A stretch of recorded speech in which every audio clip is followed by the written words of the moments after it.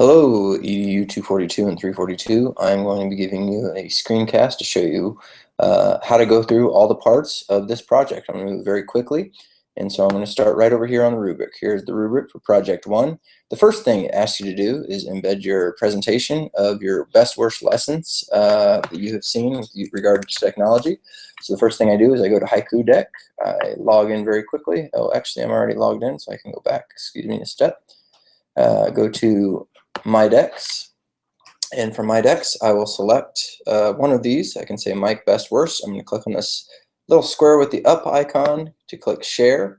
I want to choose, in this case I'm going to go with the link. I'm going to copy the link here, and then I'm going to go to Weebly, and the first thing I will do is I will grab a button, I will drag it in here, and I will call this Haiku Deck. So this will be the thing that I've already created. I can click on link, paste it in, open link a new window, and I'm good. The next thing I'm going to do is I'm going to grab another button, because the next thing I will do is add in my Weebly, or sorry, excuse me, my Digo links. So the first thing I need to do is get my Digo library. I go to my Digo, which I can also go to by clicking the Digo button and clicking my library. I'll then see this link, which is digo.com/user/your username. I click copy. I go back over to my Weebly. I name my Weebly button. I will call this the Digo library, and I'll click the link, and then I'll paste it in there and open link a new window. This time I'm going to grab a text box, change things up a little bit. I'm going to snag it and put it right underneath this one, and this time I'm going to call it my Digo annotated link, and I'll go back over to Digo. I'll find something in my Digo library that I've highlighted. Here's the article about the Tours Club. I will hover over that article. I'll see a little square with a arrow coming out of it. Click Get Annotated Link. You'll get a link that looks like something like this. You're going to copy that, go back over to the Weebly, highlight, excuse me there, highlight the words Digo Annotated Link, click onto the chain link, paste that in there, open link a new window. Now you've completed that link. I'm going to make that just a tad bigger, and I'm going to go ahead and center that. I'm going to go back to my buttons here. I'm actually going to center those as well, so I get a slightly cleaner look on this. Now I'm going to come back over here. I'm going to grab another text box, and this time I am going to call it my research lesson. Research lesson. Okay? And I will go over to here, which is something that you created earlier. And this is an example of kind of what your research lesson will look like. I'm not going to go through all the details of a research lesson, but keep in mind that just put your grade area. You could put like 7th grade. You want to come up with an objective such as like students will be able to utilize search operators to narrow their search. And then I would kind of talk about all the activities. I talk about like activity 1, activity 2, activity 3. And then students might, for their assessment, students will submit the search terms used before and after search operators. Okay, and that would be my assessment. So that's pretty straightforward on that one. There's a little bit more to it if you look at the project one. One of the things it says description 1 to 3 sentences of how you'll assess this. I may need to give a little bit more detail on that, but you can see we've got the grade level and content and the measurable objective. I would need to include the activities, links to any sites or tools that you used on this particular lesson if I had any specific things. So I might say look up chia pets and then or I guess I could say look up global warming and then tack on kids and then say site:/gov, and I would get an example of a search term that I could use. So that would be a good thing to include on that. So what I do now is I need to make sure, number 1, click the folder and make sure that you organize it and make sure that you put it into really the best place to put it is the folder that has your name. If you don't, otherwise just put it into the folder that belongs to your class. So I put it in the 242 edits, 342 edits, click move, and it's there. The next thing I need to do is click the blue share button, and then I can go ahead and copy this link right here. Copy that, go to my Weebly, I highlight where it says research lesson. Once again, I click the little chain link, I paste it in, I open link a new window, I save it. Now I can go ahead and make this a little bit bigger and center it and I'm good. Now I can move on to the next part of my project, which is embed your Google Slides. So I come over, open up a pair of slides that you have created, the ones that you did for class that have the comments on them about yourself. You go over here, you click File, you click Publish to Web, and then you click the blue Publish button. If you haven't already done so, click OK. Then go over here to Embed. Copy the embed code. I'm going to change this size to a small size. I'm going to flip over to my Weebly. This time I'm going to grab the embed code since I'm placing it on here. I'm going to drop the embed code. See how the little blue line here? This is what allows me. The embed code, the blue line is now just hanging over the left side. I want it to go over all sides because I want this to be centered. I drop in the embed code. I click to set custom HTML and I paste in the code that I copied. I'm going to center that, and now I have a nice presentation into my thing. The next thing that I want on there is it says embed your Google form. So you find a Google form that you have created. If you've not created one, make sure you do. This time I go to send form, and in this case I can grab the link here, or I can just click on embed. That's what I'm going to do here. I'm going to make this a little bit narrower. I'm going to make it about 400 across. Click here, copy the embed code, go right over here, grab my embed code. This time I'm going to stick it underneath here. Boom. And I'm going to click to set the custom HTML one more time, paste, and I will leave that. And there is my little presentation, or sorry, my little form that can be filled out. The next thing I go to on the list is you want to make a curated list with resources you could use for a unit. So I'm actually going to start that from scratch here. So I'm going to go click on my drive, and I'm going to click new, and I'm going to make this a Google Doc. And I'm just going to call this my name, Mike, curated resource list. Okay. The next thing I'm going to do, I'm going to turn this sideways, and you'll see why here in a second. I'm going to go to page setup. I'm going to turn this sideways. You don't have to do this. It's just an option. And I'm going to put in a table that says about there. And remember, in the rubric here, it says you need to have 2 resources that are show type applications, 2 resources that are interactive, and 2 resources that are creative. So the first thing I want to do is go ahead and I'll put show, interactive, and creative. So the first thing I might have is, let's say that I'm doing a unit on the civil rights movement. So I want to do a something on the civil rights movement. So I'm going to go to YouTube, and on YouTube I am going to search for oh, here we go. I want to search for Rosa Parks. Okay. And now here looks like a Rosa Parks story, the full video, so I can click on that. And I would normally preview a lot more, but I'll go ahead and grab that right now. And I would go back over here, and I would say Rosa Parks video. And I'm actually just going to highlight that and link that. Okay, click apply.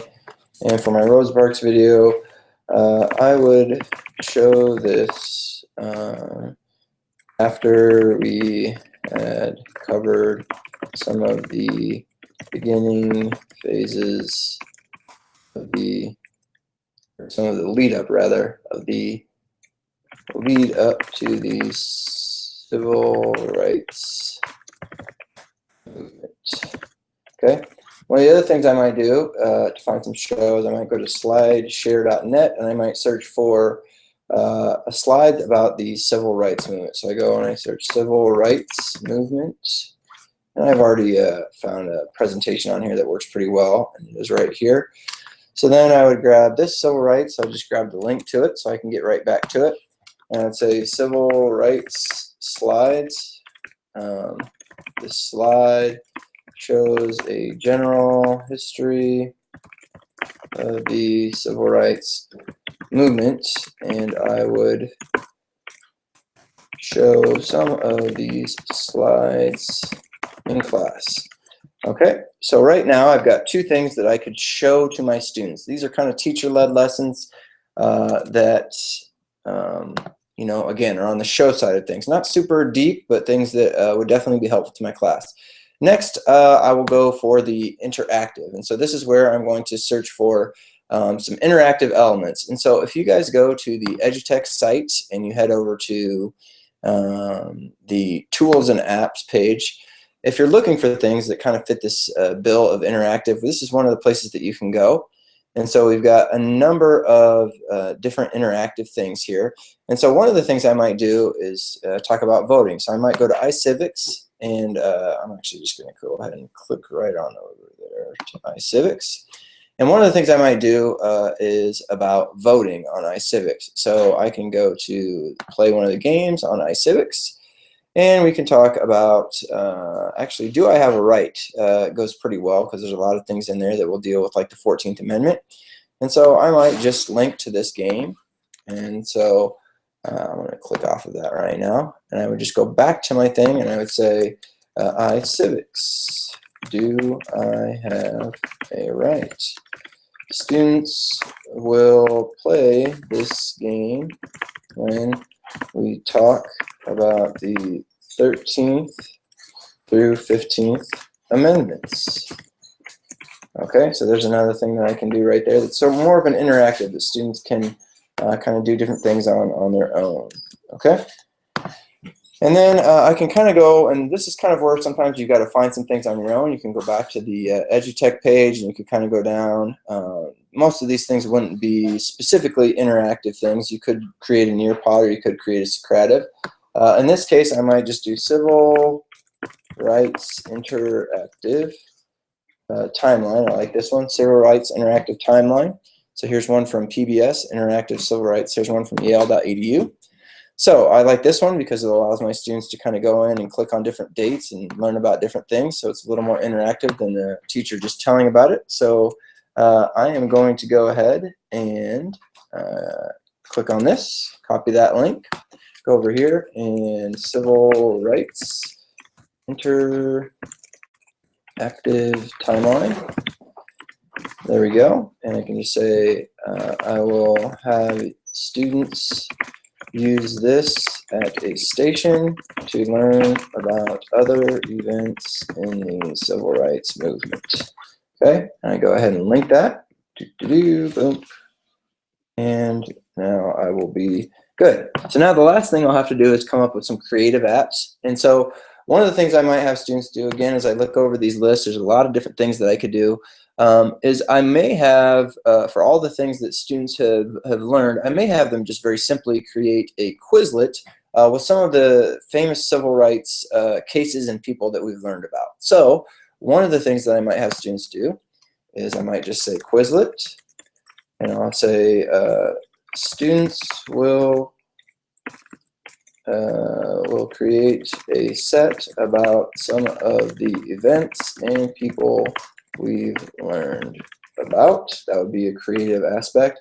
Another thing, if I go over to the tools list, that I think is a really great one that could be done would be some sort of an animation type app. And so one that I really like, actually I'm trying to find it here on this list, is GoAnimate.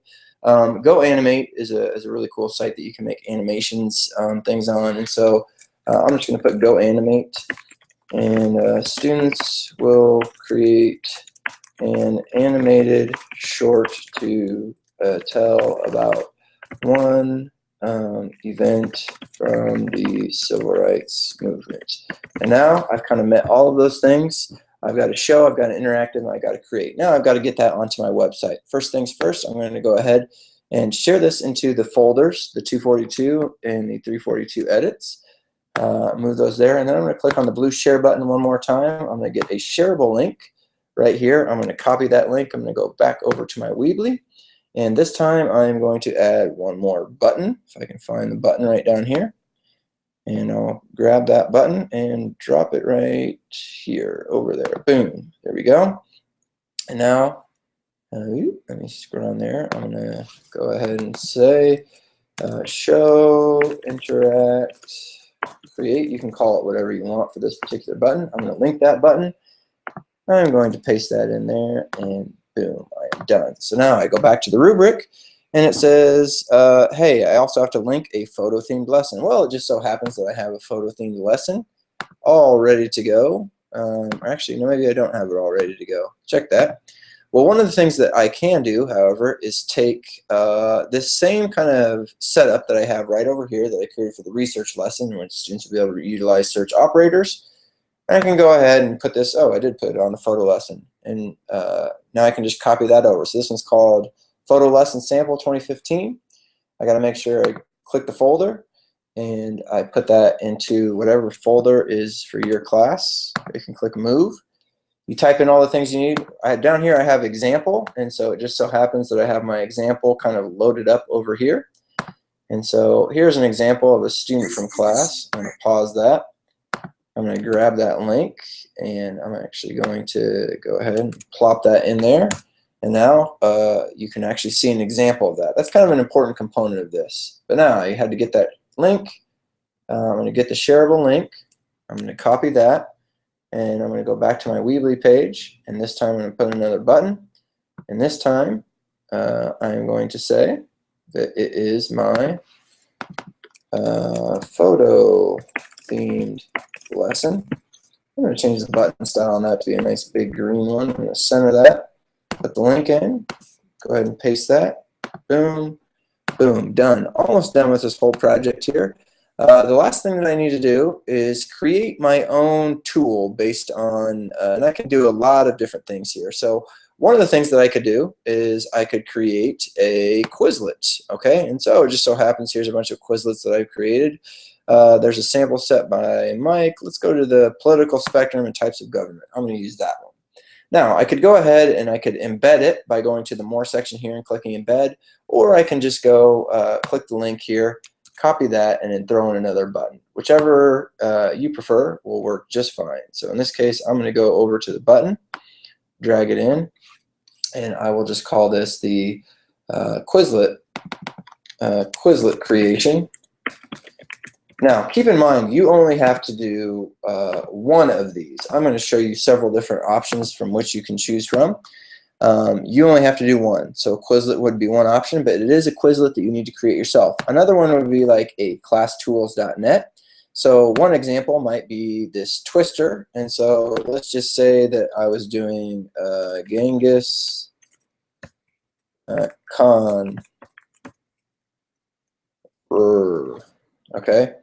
And his real name would be Genghis Khan, and ready to pillage today. Not quite sure Genghis Khan's date. I'm thinking 1300s maybe sometime. I'm not entirely sure. So I'll click submit, and there we go. Ready to pillage today. So there is my nice tweet. I copy that link. I go back over to here, and I go ahead and put that button in. And now I can just call it Twister sample. And again, remember, you only have to do one of these, but there are a lot of different options from which you can choose. If you want to do a couple of them, that would be wonderful as well. So there's a Twister example. You can also do like a ThingLink. ThingLink is a great one. So here I am in ThingLink. If I want to create ThingLink, and for instance, maybe I can take one for my weather unit. I grab this little picture that I screenshotted from weather.com, and I can talk about what are some of the things that we see in this picture. So for instance, one of the things that we're going to see in this picture are some warm fronts and some cold fronts, and so maybe what I want to do is just call this reading, let's call this image reading a weather map. And one of the things I can do on here is I can say cold front. I don't want to put that in there. I want to say here, cold front. Okay, right over here, I can say this right there is, I'm going to change that thing to a warm front. And I could add a lot more things to that, but I'm just going to go ahead and save this image. And then now I can go ahead and click share. And I can get the link to this, and I can go back over to my Weebly. I can grab the button, click it in here, and this one would be called the ThingLink example. Link example. Okay, so boom, paste that ThingLink in there, done. And if I go back to my rubric, I have covered pretty much everything in the rubric. I think my elements are fairly well spaced. I wouldn't call this the most amazing project one in the world, but it does work very well. So I click on my Weebly, and I'm almost done. because I have my haiku deck, my Digo library, my Digo annotated link, my research lesson, my Google Slides that I made, a Google form that I made. I have a show, interact, and create little document with different websites I like. I've got a photo themed lesson. I've got Quizlet, Krister, and ThingLink. You only need one of those. And I think I've got everything lined up there. So now my last step is click publish. Once you click publish, you may need to name your website if you haven't already named it, but once you named it, you'll get a nice blue link up here. Mine is called In Pursuit of a 100% Day. So I can just go ahead and click on that. I can click on my digital portfolio right there. I'm going to copy this link right here. I'm going to head over to the edutech.mrmansour site. I'm going to go to modules. I'm going to click on Project 1 Submit. And then I will go right here, and you will see the movie I'm making right now right above you here. I'll put in Mike. I'll paste in my link, and I will submit. And then I will be completely done with this project. And that is all.